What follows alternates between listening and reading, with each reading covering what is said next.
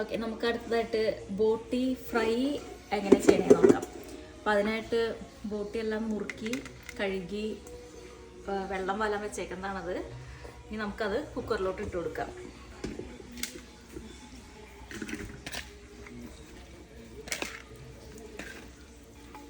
അപ്പോൾ ഇവിടെ നമുക്ക് വാങ്ങിക്കാൻ കിട്ടുന്നത് ഫ്രോസൺ ആണ്, ഫ്രഷ് അല്ല. അപ്പോൾ ഫ്രോസൺ ബോട്ടിയാണത്. അപ്പോൾ അതിലേക്ക് നമുക്ക് കുറച്ച് മഞ്ഞൾപ്പൊടി ഇടാം, പിന്നെ ഉപ്പ്, പിന്നെ അരിഞ്ഞു വെച്ചേക്കണേന്ന് ഒരു ഹാഫ് സവോള ഇടാം അരിഞ്ഞു വെച്ചേക്കണേന്ന്. പിന്നെ ഇത് ഇഞ്ചി ചതച്ച് വെച്ചതാണ്. പിന്നെ ഒരു 4 പച്ചമുളക് ഉണ്ട്, പിന്നെ കുറച്ച് കറിവേപ്പില.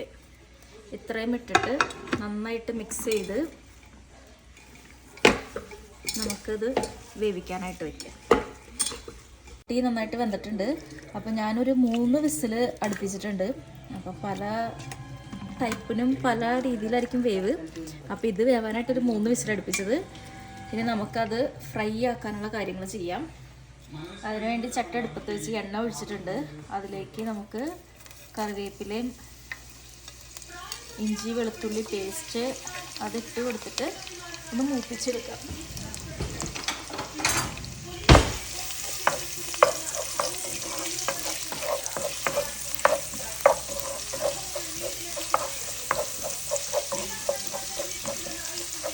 അതിൻ്റെ കൂടെ നമുക്ക് ബാക്കിയിരിക്കുന്ന നമ്മുടെ സവോള ഇട്ട് കൊടുക്കാം.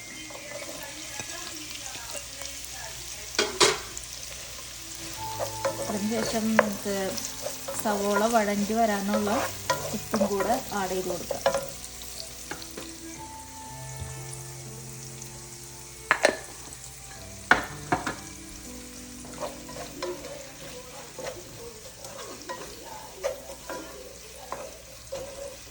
സവോള നന്നായിട്ട് മുരിഞ്ഞ് വന്നിട്ടുണ്ട്. അപ്പോൾ നമുക്ക് പൊടികൾ ആഡ് ചെയ്ത് കൊടുക്കാം.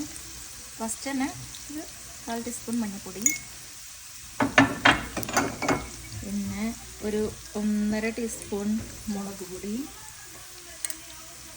ഈ മുളക് പൊടി കാശ്മീരി മുളക് പൊടിയും നമ്മുടെ എരിവുള്ള മുളക് പൊടിയും മിക്സ് ചെയ്ത് പൊടിച്ച് വെച്ചേക്കുന്നതാണ് കേട്ടോ.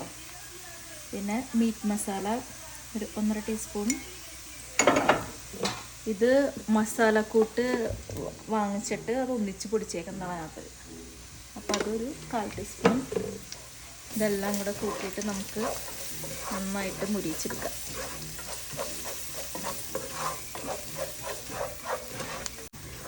ഇതിനകത്ത് നമ്മൾ മല്ലിപ്പൊടി അങ്ങനെ കാര്യമായിട്ട് യൂസ് ചെയ്യാറില്ല. കാരണം ഇത് ഫ്രൈ ആക്കി എടുക്കാനുള്ളതായതുകൊണ്ട് മല്ലിപ്പൊടി ഉപയോഗിക്കാറില്ല. പിന്നെ നമ്മുടെ ഫ്രൈ ആക്കാനായിട്ട് നമുക്ക് കുറച്ച് ക്ഷമ വേണം. നമുക്ക് ഫ്ലെയിം കൂട്ടിയിട്ട് അത് ഫ്രൈ ആക്കി എടുക്കാൻ പറ്റില്ല, അത് കരിഞ്ഞു പോകുള്ളൂ. അപ്പോൾ ഫ്ലെയിം കുറച്ചിട്ട് നമ്മൾ പയ്യെ ഇളക്കി കൊടുത്തിട്ട് വേണം അത് ഫ്രൈ ആക്കി എടുക്കാനായിട്ട്. അപ്പോൾ നമ്മുടെ പൊടികളെല്ലാം നന്നായിട്ട് മുരിഞ്ഞിട്ടുണ്ട്. അപ്പോൾ അതിലേക്ക് നമുക്ക് ബോട്ടി ചേർത്ത് കൊടുക്കാം കേട്ടോ.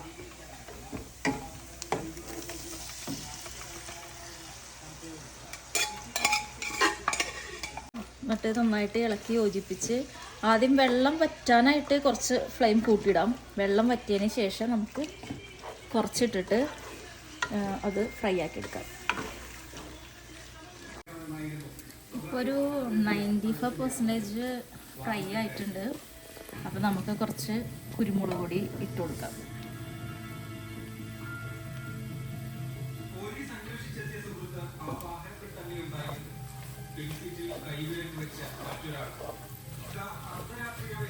ഇനി കുറച്ച് നേരം കൂടെ ഒന്ന് ഫ്രൈ ആയി കഴിഞ്ഞ് കഴിഞ്ഞാൽ ഇത് ബോട്ടി ഫ്രൈ റെഡിയാകും.